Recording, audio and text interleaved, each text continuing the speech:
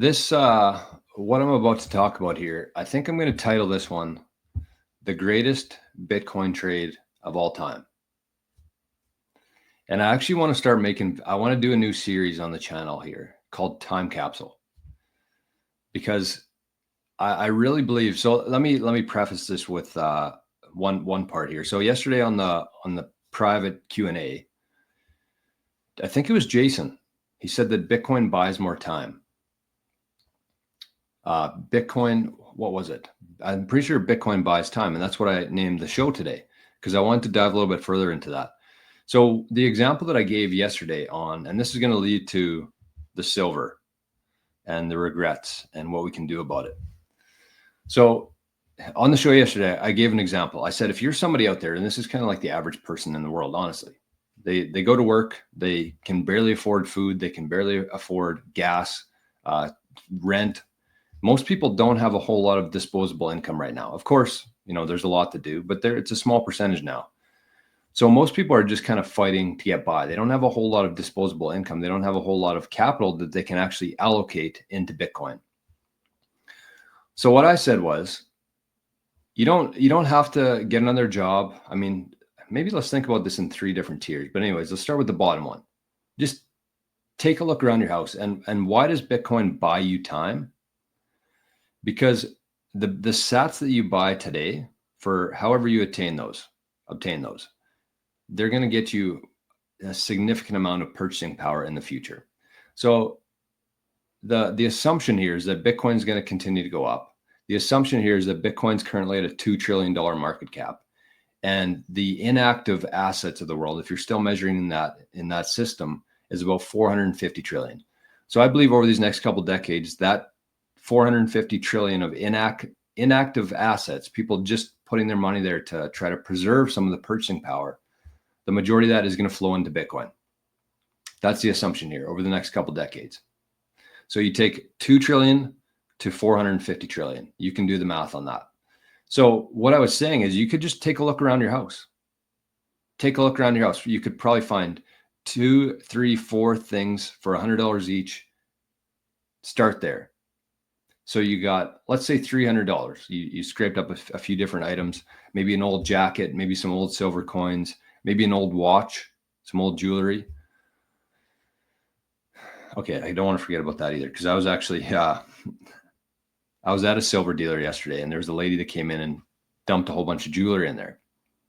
This is what I mean. This is the stuff that bothered me. So she got in there about 2 minutes or 2 seconds before me. She walked in right in front of me with the bag of stuff. And so I had to wait there for about half an hour, which I didn't love. But anyways, I was kind of paying attention to what was going on there. Nothing else to do, literally nothing else to do in there. And she said that her daughter didn't want it. So she had this bag of jewelry. Her daughter didn't want it. And the guy at the silver guy is like, well, I'm sure she'll appreciate the cash. And she's like, she's not getting the cash. And I was like, that's just such a good representation of like how fucking lazy people are now. Your mom says, do you want this jewelry? And they're just like, nah, no thanks. You don't have to go down to the silver dealer tomorrow, but like understand what is valued there. And then I'm sure if the mom said, here, do you want a Starbucks gift card for $10? They'd go bananas. But like an old bag of gold, silver jewelry, nah, don't need it, don't want it. So anyways, going back to what I was saying here, take a look around your house. And let's say you get $300. Start there. I think that's very obtainable for people. Spend half an hour looking around your house. You could find things to sell between Facebook Marketplace, a local classifieds, eBay, whatever, $300. So you take that, you buy Bitcoin. Today, you'd get about 300,000 sats. Okay. So you took $300, things laying around your house, you convert it to 300,000 sats. You hold on to that for a while. Let's say 10, 15 years. Think about that 300,000 in the future, 300,000 sats, what that's going to be worth in the future. If, under my assumption, Bitcoin takes a lot of that $450 trillion market share, Bitcoin will be about $1 per sat. So $1 per sat, you get 300,000 sats in purchasing power. You just bought yourself 3 or 4 years of time. or more. Because if it's Bitcoin and you actually didn't earn that income, and who knows what the taxes will be like at that point, but you probably won't pay any tax on that either in the future. So you got 300,000 sats, 3 or 4 years, plus non-taxable, so maybe 5 or 6 years. That's how Bitcoin buys you more time, because you can trade literal junk today and turn that into 3 or 4 years of time in the future, just by waiting. Nothing else has to happen. And wait until you see what I'm about to talk about with NVIDIA and comparing it to Bitcoin. That'll be a separate clip or a separate thought here. So that's how Bitcoin buys time. And the beauty of that, and that's the reason I think every single person out there should take this seriously, is because there's no risk. There's zero risk. You take a couple old items around your house. Worst case, that $300 that you put into Bitcoin goes to zero. Worst case.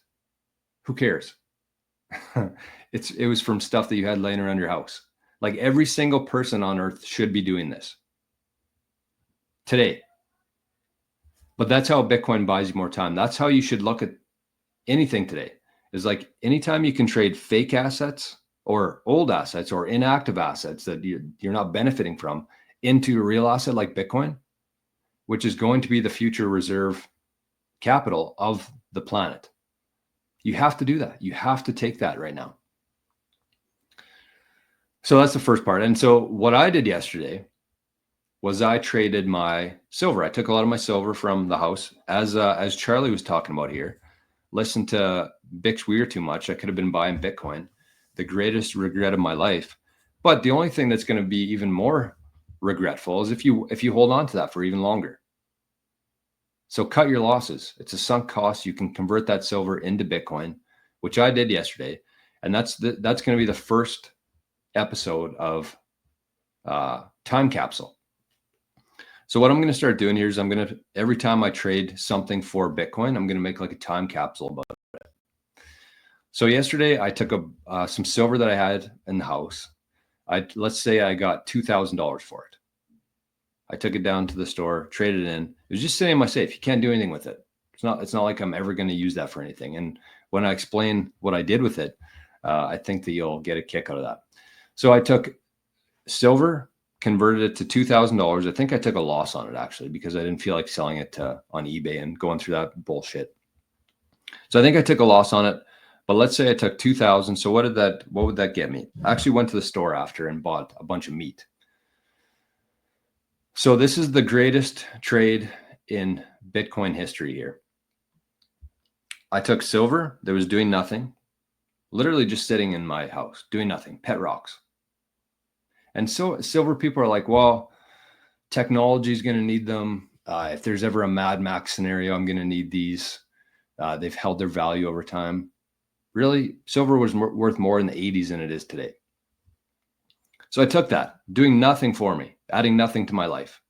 I took it and I got, what would I get here? So I bought a lot of beef. So let's say I have $1,700. Let's go with that.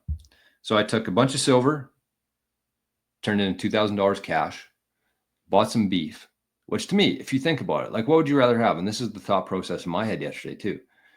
And I was hungry. It was about 3 or 4 o'clock in the afternoon. And I was like, you know what? I'm going to take some of this cash. I'm going to go buy beef. And so that's the difference there, is that you can't eat silver. And I took that silver and I exchanged it for beef. That the beef is more important to me than silver, something that I can eat. And so that's what I'm thinking. Like if you're holding silver and waiting for like this Mad Max scenario of like, oh, maybe one day the power goes out and there's somebody who's going to come to my house and or I'm going to be touring around with my silver in my pocket and I'm going to go offer them a couple silver coins for one of their steaks. Nobody in their right mind is ever going, in a situation like that, nobody in their right mind is ever going to trade silver for beef or gold for beef or anything like that. In that type of scenario, you need food, water, and bullets. So even today, when the power's on, when I could buy whatever I want to, in that situation, I still took silver and bought food. So anyways, let's get to the trade here. So let's say I got I took silver, I bought $2,000 worth, or I got $2,000 worth of cash minus the beef. So let's say 1,700. So I got 1.2 million sats. So timestamp this. January 16th, 2025, I took silver from my house that was doing nothing. I converted that into 10 stakes and 1.2 million sats. Let's see. Maybe the beef probably isn't going to hold its value through the next decade, but let's see what's worth more. I think it was about 75 or 80 ounces of silver. I'm pretty sure. Let me just double check that too for time purposes. I got kind of ripped off, honestly, but anyways. So let's say 80 times, I think it was like 35 per ounce. Yeah, about that. So let's say 70 ounces of silver. 70 ounces of silver for 10 stakes and 1.2 million sats. The greatest trade, the greatest Bitcoin trade of all time. That's been Time Capsule Bitcoin episode number 1.